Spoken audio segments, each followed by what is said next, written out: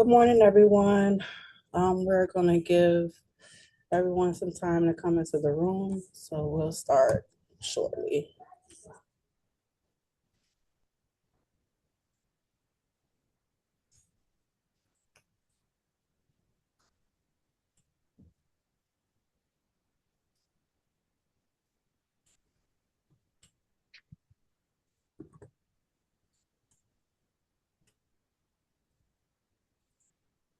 Okay, good morning, everyone. Thank you for joining us. This is the Department of Family and Support Services Expanded Shelter.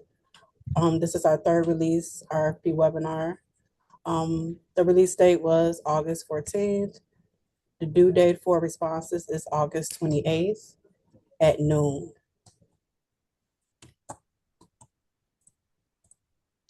Just a few housekeeping rules. Due to the volume of participants, everyone has been placed on mute. Please submit questions via the questions box and we'll respond to questions at the midpoint and end of the presentation. And also, please use the questions box to notify us of any technical issues. Also, please be advised that this webinar is being recorded. Anything stated at this webinar is not intended to change the solicitation document.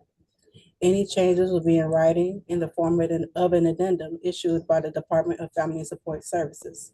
The purpose of this webinar is to provide information for the solicitation. A copy of the webinar along with the YouTube PowerPoint slides will be posted to the DFSS YouTube channel, also to the chicago.gov website under the alerts and or funding opportunities tabs. Please give it up to 5 business days to upload. DFSS retains the right to share a list of registrants to this webinar along with their contact and organizational information at our discretion. As for the agenda, first up, we're gonna welcome our homeless division who will be presenting today. Hi, everyone. Good morning. Thank you for participating. My name is Natalia Santillan, and I'm a project manager with the Homeless Services Division. Thank you, Natalia. My name is Jillian Black. I am the procurement proposal coordinator here at DFSS. At this time, we're going to go through the purpose of the RFP, the background, the information about the scope and program description, the selection criteria, timeline, technical assistance for applicants to e-procurement, and then one last round for questions. With that being said, I will pass it over to Natalia. Thank you, Jillian. Through the Expanded Shelters Third Release RFP, the Homeless Services Division is seeking applications from organizations to operate a shelter program that will serve families with minor children and single adults experiencing homelessness at locations proposed by the applicants. The shelter program will support families in moving to appropriate and stable permanent housing while providing them a safe, accessible place to stay in the interim. DFSS is seeking applicants to meet the shelter needs of those fleeing domestic violence and families with specialized needs. So a little bit of background on the Expanded Shelters third release. We initially released RFP 53646, which was the initial Expanded Shelters. That was issued in April 2025. That application sought applicants to take over shelter operations for 2 standing shelter locations, which were the Midway Shelter and South DuSable.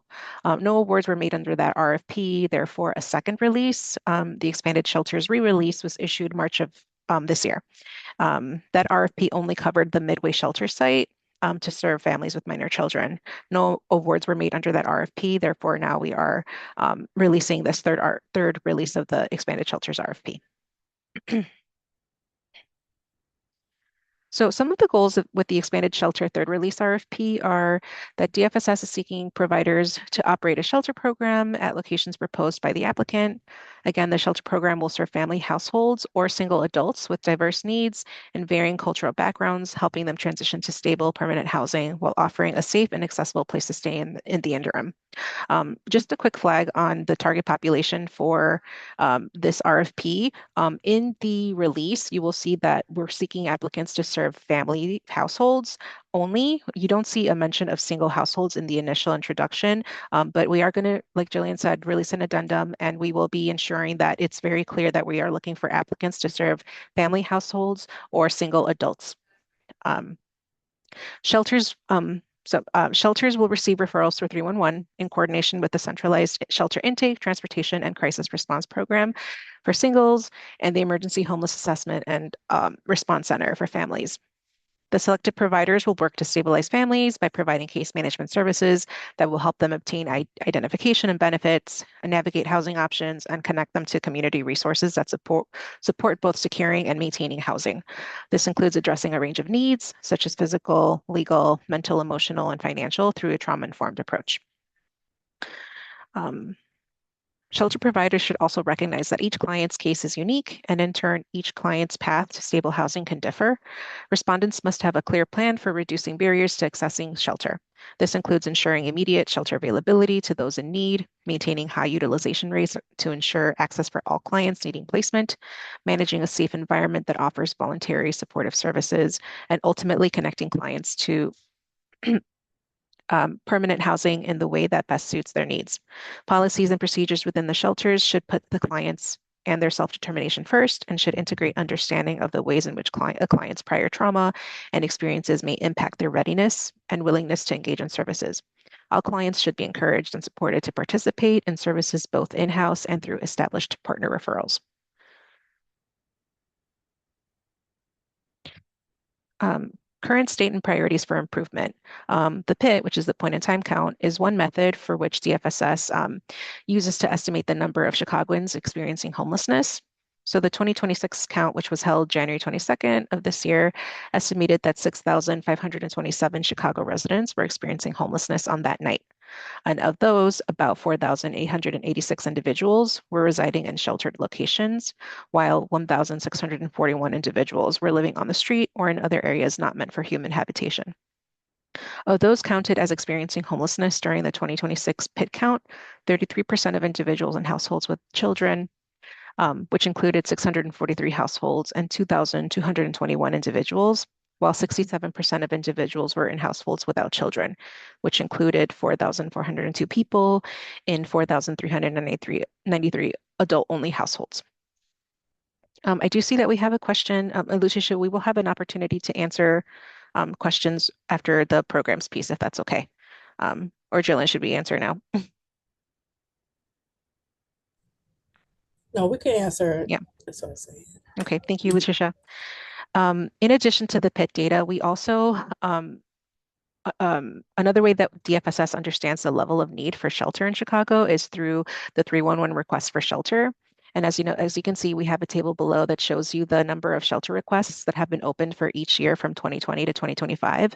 So as you can see, there is a high demand and high need for shelter availability. And so with the way that we obtain the number is through calls made through the City of Chicago's 311 system.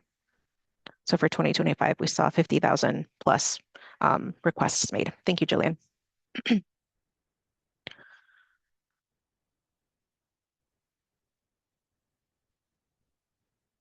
Okay, so continuing on current state and priorities for improvement, scoring of applications for this RFP will be impacted by how clearly applicants can articulate their plans to integrate strategies necessary to address these areas for improvement in their day-to-day operations. Priorities include expanding equitable access to shelter, decreasing length of stay, and improving rehousing outcomes. We are seeking providers who can balance the need to provide a physically and emotionally safe space for all clients, while also having the ability to recognize and respond to the unique needs of each client. Providers should develop policies and practices that integrate client self-determination and attempt to mitigate harm while also allowing clients to still make their own choices. DFSS encourages all providers to use a low barrier of an approach as much as possible in alignment with the policies and practices described above, while maintaining appropriate safety precautions to protect clients, staff, volunteers, and neighbors.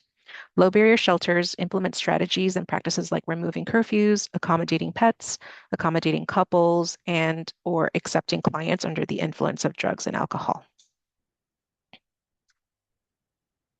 Okay, moving on to target population. The target population for this RFP is families with children under the age of 18. and single adults that are experiencing homelessness in according with the HEARTH definition. This can include households consisting of one or more adults with children under 18. The population experiencing homelessness in Chicago also disproportionately includes individuals in the following groups who can face particularly high barriers to accessing services and housing, which includes persons with limited English proficiencies, persons on the sex offender registry, persons living with disabilities, with justice-involved backgrounds, those who may identify as LGBTQ+, who identify as Latin American Indigenous people, survivors of gender-based violence, and recent immigrants to the United States. Moving on to program requirements, and just know that these 4 continuing slides are not fully comprehensive of all of the program requirements. These are the priority program requirements that we wanted to focus on for this webinar, but please make sure that you read the RFP in detail to understand all of the program expectations and requirements for the Expanded Shelters RFP. So again, we are seeking proposals from qualified agencies to operate 24/7 shelter in a location that the agency will propose starting by January 1st, 2027. The length and timing of the ramp-up period will be determined by DFSS in coordination with the awarded agency. However, the agency will need to be prepared to commence operations within 30 days. All facilities must be located within the city of Chicago, and applicants should indicate whether the proposed facility is currently zoned for shelter, and if it's not, this must be noted in the application. If the proposed facility is not zoned for shelter use, the selected applicant must go through the zoning process to ensure that the proposed locations are zoned and permitted for shelter use under the City of Chicago's zoning ordinance where applicable. Proposed shelter locations need to be secured by the applicant or a subcontractor if that's what applicants are deciding to engage with for the application. Applicants must submit a proposed site profile for each identified location being proposed, and the summary must include the following information, which includes the site name, the address of the location, the bed and the room capacity, the ward location, and confirming if the proposed site is already zoned for shelter use, indicating yes or no, the shelter type, whether this is a motel, hotel, or if it's a non-congregate site, the number of floors, elevator access, if there is an elevator available in the location, internet, parking availability, shower access, and a description of all of the communal spaces available for programming. Applicants who do not yet have a facility location identified must provide a detailed description as to how they plan to identify a location and what type of facility they are trying to identify, if it's a congregate or non-congregate facility. And applicants with an identified facility location are preferred over those who do not have one. Program requirements continued. The program must deliver the following services, which reflect the essential elements defined in the Chicago Continuum of Care COC program model chart. And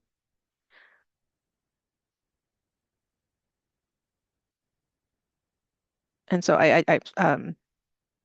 yeah. Sorry, I believe we also needed to provide a listing of the essential elements there, but I'm going to continue on here. We want to ensure that delegates are providing a safe environment, open 24/7 to people of all backgrounds with a place to sleep, free of charge, and with a low barrier to entry. DFSS will prioritize respondents who will hire staff with the appropriate staffing qualifications to best serve the target population in need, such as having licensed clinical social workers and those with experience working with the target population. Staffing should support meeting residents' language needs. DFSS encourages hiring day-to-day shelter staff with English and multilingual language skills to meet the language access needs of the target population. Agency must provide basic needs like meals, showers, toiletries, laundry, clothing, bus cards, hygiene kits, and welcome kits, in addition to limited storage for participants. Agency must engage in diversion and outmigration efforts through coordination with system-wide diversion efforts or by use of creative problem-solving conversations at shelter entry to empower clients facing imminent homelessness to avoid shelter and returning immediately to housing. And agencies must provide connection to housing options by supporting clients in completing the coordinated entry system housing assessment, either directly or through referral, and supporting clients in identifying and navigating other housing options, either directly or through referral, such as working with clients to create housing plans, searching for affordable and appropriate units, completing housing applications, and navigating the move-in process. Program requirements continued. Agencies must provide on-site case management services to ensure clients are linked to services and community resources that will help them obtain or maintain housing, such as building income, independent living skills, developing education career paths, developing language proficiency, addressing a variety of physical, mental, emotional, and other needs that may not be provided by agency. Basic needs should be assessed at entry into shelter, and case managers should create individualized service plans to help them identify their unique needs to track progress towards their personal goals. Case managers should be on site and must have a strong and individualized service plan for engaging clients and ensuring service needs are met. Case management should ensure clients are linked to services and community resources that will help them obtain or maintain housing, such as building independent living skills, accessing childcare, legal services, developing educational or career paths, addressing a variety of physical, mental, emotional, and other needs. Selected agencies will be responsible for utilizing their own case management system to collect, store, and report on case management activities, referrals, and resident progress. Um, Provider must have a plan for addressing challenges of operating a hotel motel program. Um, if that is the route in which a provider seeks to propose, you must have a plan as it may be challenging at times to manage a non-congregate or space such as a hotel motel program. And a delegate must, and the agency must act as an active partner with healthcare providers to offer on-site primary and behavioral health care services to meet the needs of residents, building on the shelter-based services teams model developed with the Chicago Department of Public Health. And then continuing on with additional program requirements under health and safety, the agency must ensure facilities comply with applicable local building, fire, and environmental health and safety standards and regulations which apply to the safe operation of the sites. Agencies must maintain a minimum safety, sanitation, and privacy standards at shelter facility sites, and that's in alignment with federal code. Must submit quarterly bed bug certifications to DFSS. Must protect clients and reduce the spread of infectious diseases through the implementation of CDPH guidance and public health orders issued by CDPH. And all delegate agencies that handle food must have appropriate staff with the food handler certifications. Regarding provisions of appropriate service to clients, again, we want to ensure that that agencies ensure language access for non-English speaking residents through staffing or other means, must inform participants of their rights, responsibilities, and expectations upon intake into shelter, must not discriminate based on race, religion, national origin, sexual orientation, disability, gender, or family composition, must provide placement and accommodation in accordance with the individual's gender identity. Agencies must not require clients to participate in any religious services or other forms of religious expression, must not provide or must provide reasonable accommodations for disabilities, and must make all programming client-centered and voluntary for participation. Additionally, agencies must have written policies and procedures for intake, client grievance, client discharge, and how conflicts and other crises will be addressed and resolved. Next slide, please. Okay. Regarding performance goals and outcomes, to track progress towards achieving the outcomes, of the outcome goals of this program and assess success, DFSS will monitor a set of performance indicators for all shelter types that may include, but are not limited to, the percent of participants who exit to a more stable housing destination, those who exit into a permanent housing destination, the percentage of participants who maintain or increase income, and that will include employment income or benefits, and then percentage of participants with a complete coordinated entry system assessment. And so we're going to move on to the selection criteria. So there are 5 criteria um, for rating, scoring, and selecting the applicant. And so the first one is community involvement. So DFSS will evaluate applications based on the following under community involvement: that the applicant provides detailed evidence and examples that demonstrate an understanding of the population they plan to serve and is specific on the population's strengths, assets, and challenges needs. The respondent's leadership reflects and or directly engages the people of the communities it serves, and that the applicant describes specific mechanisms by which client feedback is incorporated into service delivery.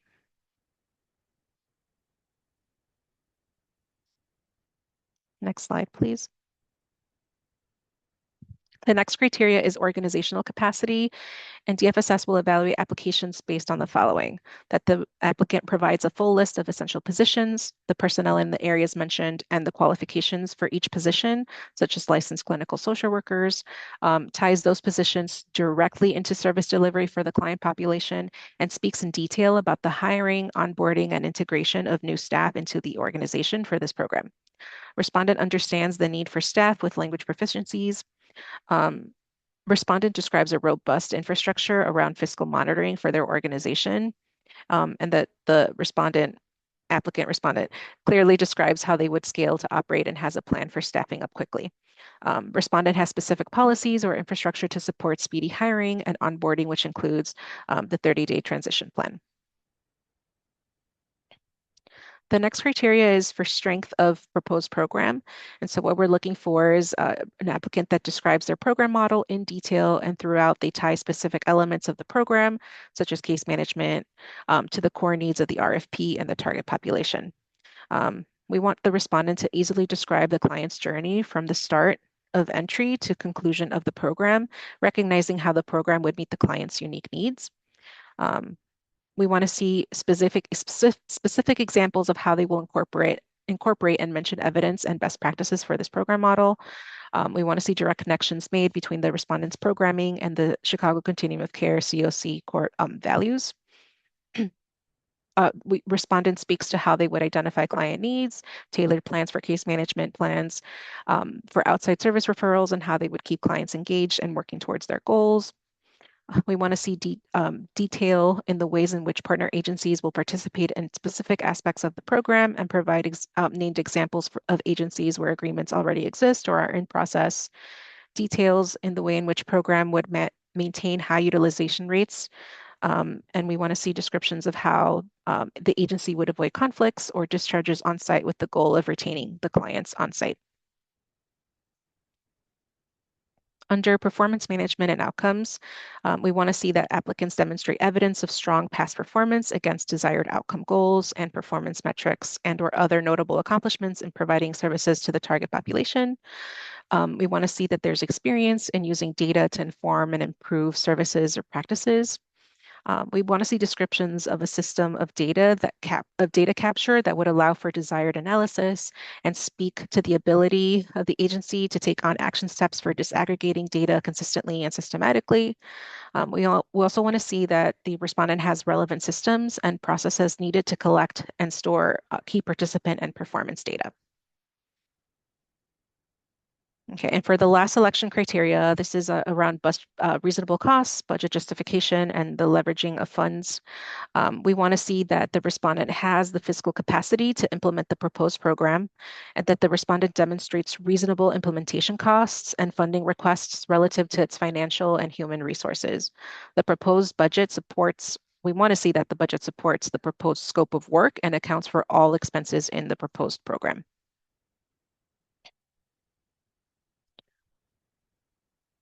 And for selection criteria, there are specific required attachments that we need to see in your application, as well as the narrative, and that includes your liability insurance, your board member ID identification, your SAM certificate, your certificate of good standing from the state of Illinois, bylaws and articles of incorporation, your financial statement, your IRS determination letter, and then the budget form. And a bit on the evaluation process. Applications will be evaluated on the strengths of the proposal and the responsiveness to the selection criteria. Failure to submit a complete proposal or to respond fully to all of the requirements may make your submission subject to rejection. The commissioner, upon review of recommended agencies, may reject, deny, or recommend agencies that have applied for grants based on previous performance and/or area of need. And then DFSS reserves the right to ensure that all mandated services are available citywide and provided in a linguistically and culturally appropriate manner. And so this is our selection timeline. We're having the proposal webinar today, August 20th, 2026. We are putting a deadline on the pre-proposal questions. And so again, we're going to receive some questions through the webinar. We're also receiving some questions via email. We're going to make that due date for those questions be tomorrow, Friday, August 21st.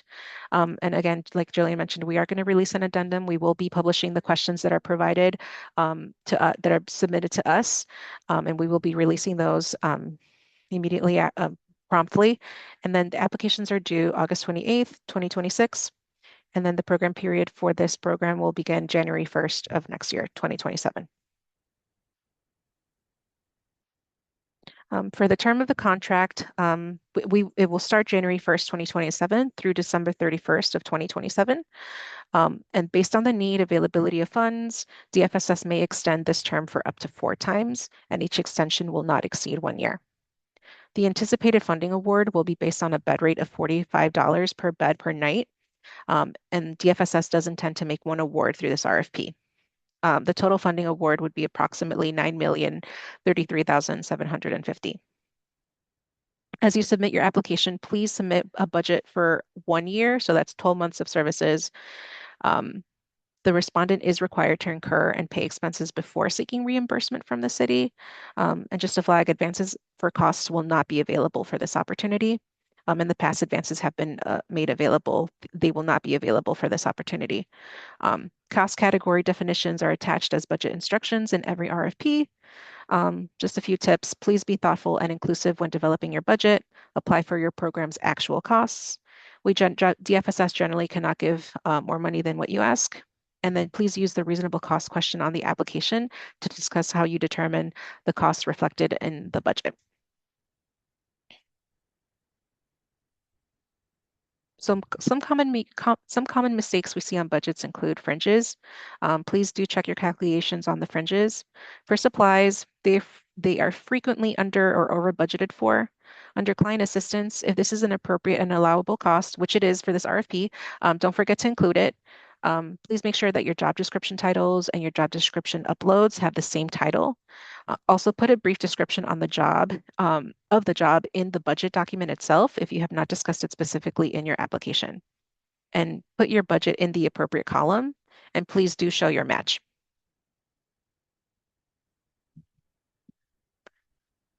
All right, and just a friendly reminder again, our deadline for the applications, they are due Friday, August 28th at noon. Please start working on them now. And please make sure you meet the deadline if you are interested. Thank you. I'm going to hand it back to Jillian. Thank you, Natalia. Before we move forward, we should probably answer the questions. Yes, absolutely.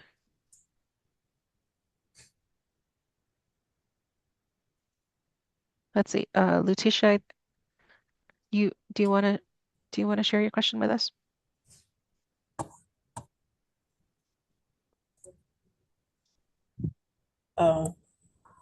It wasn't really a question, it's just that the sound was echoing.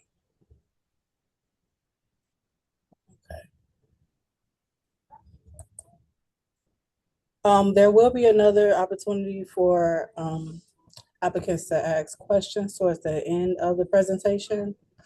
I don't really hear echo, but we will make sure that when we upload it, that there's no technical sound issues.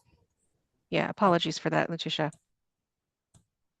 At this time, we're going to move forward with application tips. And our most important application tip is to start your application as soon as possible, especially with this RFP, given that it has such a short time frame. If you have never done business with the City of Chicago, please register into iSupplier as soon as possible. Please review your RFP narrative and application questions closely. Remember that they align with the scope and selection criteria. Please use the information in the RFP for guidance in formulating your answers. There is a 4,000 character limit, which includes punctuation and spaces. Each response is allowed at 4,000 characters. And please try not to use the back button on your browser. You could potentially lose your work.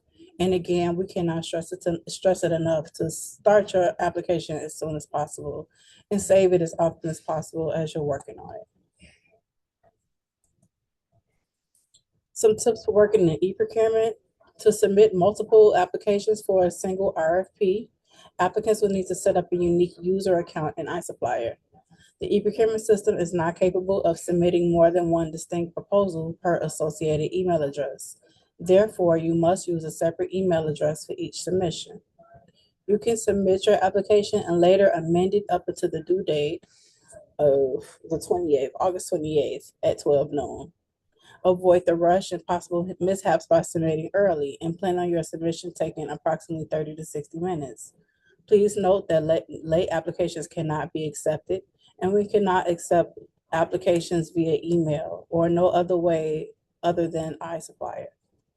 For hotline help, please make use of the hotline at 312-744-4357. And the help desk can also be reached at customer support at cityofchicago.org. As far as the hotline, it operates during business hours only, which is Monday through Friday, 9 a.m. to 5 p.m. And again, we strongly encourage applicants to submit your application as early as you can. As far as agency requirements, we require agencies to provide articles of incorporation and any amended articles of incorporation. We also, as stated earlier, require an IRS affirmation letter. Please note that that letter is for not-for-profit agencies only, and the letter must also be dated within 60 days of your submission. You can obtain this letter by calling the IRS directly. The number is listed on the screen. However, if you are a for-profit agency, please submit your original letter from the IRS showing your FEIN number. Your agency's UEI number is required, as well as the central contractor registration. Please provide a copy of the entity overview page on the sam.gov website. And lastly, a certificate of good standing letter with the state of Illinois is required. We have a labor peace agreement ordinance, which applies to all DFSS and CDPH delegates that have 20 or more employees working for their organization. The only exemptions are hospitals. Contractor must provide written notice to the commissioner or her designee within 72 hours of becoming aware that employees want to organize or that a union seeks to represent employees. You may ask, what is an LPA? An LPA, also known as a labor peace agreement, is an agreement between an employer and a labor union that ensures that an organizing drive is not impacted by union busting techniques, including employee retaliation. And in return, they will not strike or stop work in a way that will impact human services. For technical assistance on the DFSS webpage, there is a link to the RFP along with training documents. Please see the alerts section on our website. And for questions on registration and e-procurement technical assistance for delegate agencies, you can reach out to customer support at cityofchicago.org, and you also can reach out to the help desk. Both are extremely helpful. We do have training materials that includes documents and videos as well on the cityofchicago.org website under online training materials.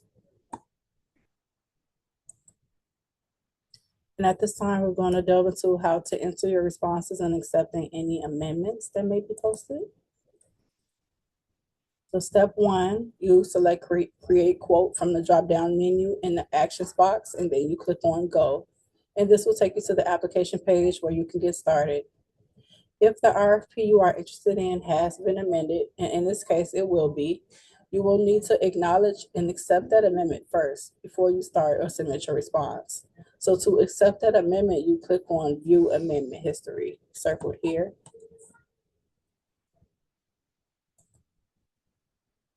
And to begin the acceptance and acknowledgement process, you must follow these steps after clicking View Amendment History. First, you click on the document number. Next, you click on the infinity or eyeglass icon to review the amended changes to the RFP. And lastly, you click on the Acknowledge Amendments button to acknowledge receipt and understanding of the changes to proceed. And by acknowledging the amendment, you are indicating that you are aware of the changes made to the RFP, in addition to any answers and questions that are attached in the amendment. You are acknowledging that you have seen both. And when you get to the screen, you click on the I accept checkbox, and then you click on acknowledge. Then you click on yes to indicate that you confirm your acknowledgement of the amendment. Finally, you click on the checkbox that you accept the terms and conditions, and then you click on accept to accept them. And that is the final step in acknowledging and accepting the amendment. Once the amendment is accepted, you can move forward with submitting your application. So when you are ready to submit your application, meaning that you've attached all required documents and you've answered all required questions, you start by saving your draft one last time and clicking continue. Now, if you are missing information, our supplier will give you an error message up at the top of the page, similar to what you see in the example here. And the error message usually directs to something left undone in the application. So in that last example, the error message indicated that the lines found under the Lines tab had not been completed. In this example, the error is about an unanswered question in the applications or requirements section. The quote value refers to your, in this case, missing answer. So once your application is free from errors, you are then ready to proceed and submit. And at that point, clicking continue should put your application into the review and submit phase. Once you get to this screen here, this is like a summary page, and this is also your last chance to review all of your data and to confirm that everything is accurate. So please use that opportunity to check all of your attachments and scroll to the bottom of the screen to see all of your responses. And at the very bottom of the screen, you will be asked to provide an electronic signature. So please be sure to fill in the signature before checking the box. After you check the box, you can then submit your application. Now, once your application is submitted, you will see a screen similar to what you see here on the slide. It's a submission confirmation. And the e-procurement system will also send a confirmation email within 24 hours of your submission. However, if you have not received that final confirmation email, you can email me if you desire confirmation prior to then. And at this time, we're going to open up the floor for any additional questions we haven't answered. And I'm also going to put our contact information here on the screen.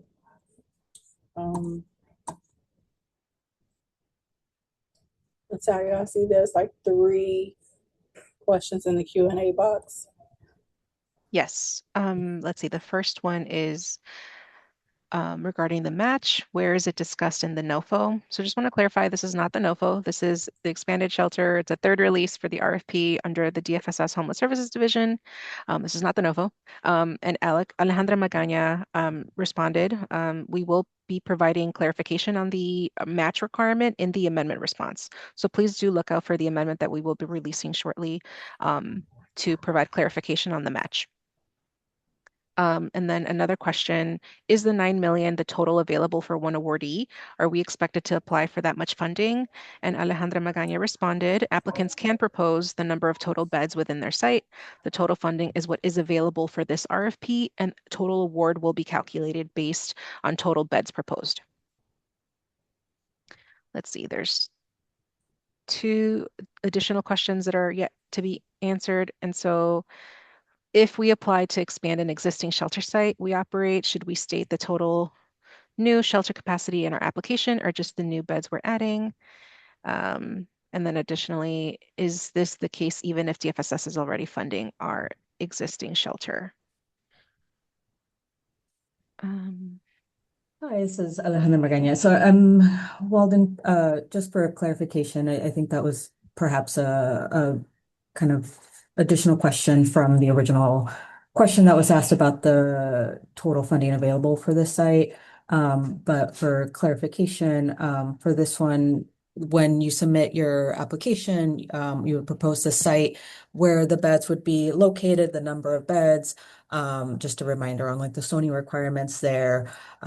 This would have an HMIS project attached to it. So we would just ensure that these beds have are allocated for this program and accept referrals from the 301 centralized shelter system. But we can provide additional clarification on that in our written responses as well.